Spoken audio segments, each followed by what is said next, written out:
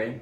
Is this like Alright. a cut type of thing? Or Yeah, we'll cut it. We'll trim all of this. All right, you ready? Uno, dos, tres. Uno, dos, tres. All right. So, MySpace deathcore. It's an incredibly complex style of music, and sadly to say, it's almost died out. This is tragic because it's left a major stamp on metal, and it's an incredibly fun genre of music that we still all celebrate today. So basically, what MySpace deathcore is it's the fusion between some characteristics of death metal, like the brutally fast guitar riffs, the screaming vocals, and the double kick that is featured so prominently in death metal. And then from hardcore, you have like the shouty style vocals and these chuggy chord progressions that, I don't know, they get you going, man. So the three people that kind of made this music were, you had these hardcore guys who wanted to start making death metal, and they took some elements of their music and they started making this kind of music in the 2000s. Then there was the death metal people that started wanting to implement hardcore parts.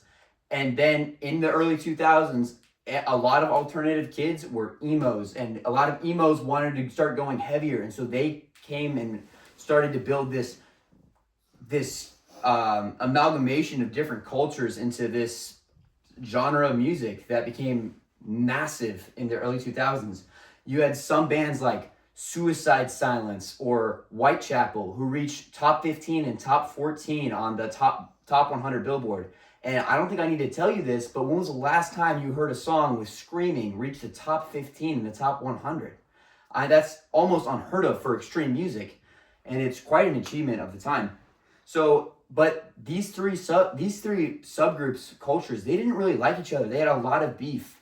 So from like the scene emo side, you had people like Bring Me the Horizon, who were like, you know, wallet chains and had these fringe cuts, and they look kind of cringe. Or you have hardcore dudes that were wearing like Monster Energy snapbacks with muscle shirts. Or you had metal kids with their long hair and battle vests. Just an amalgamation of different cultures that came together to create this very interesting, unique style of music. Some incredible artists, as previously mentioned, Bring Me the Horizon.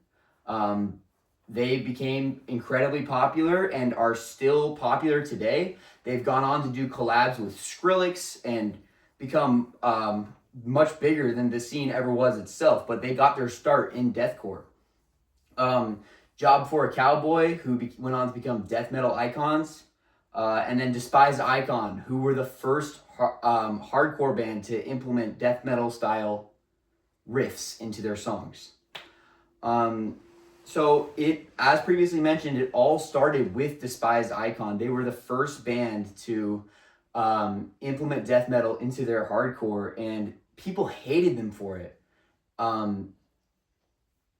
People thought it was like this mixing of two cultures that just clashed, and they didn't want like the straight edge political movement of hardcore punk to be mixed with the party style and like just all about the musicness of death metal.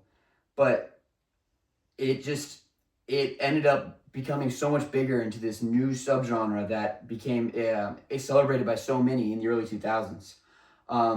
As previously mentioned, Suicide Silence and Whitechapel hit the top 15 because of that subgenre, and it was insane for extreme music. But tragically, this all came to an end with the lead singer of Suicide Silence's death. A lot of people stopped making the music. The biggest band kind of lost its way and wasn't really the same after their lead singer died. Eventually people just moved on. But MySpace deathcore is still an incredibly influential sound on modern metal and was the staple throughout the early 2000s. Its culture, artists, and history have had a major impact on modern metal, and we wouldn't be where we are today without it. That's it. Beautiful. That was great, Sam. Do we ask questions? Okay.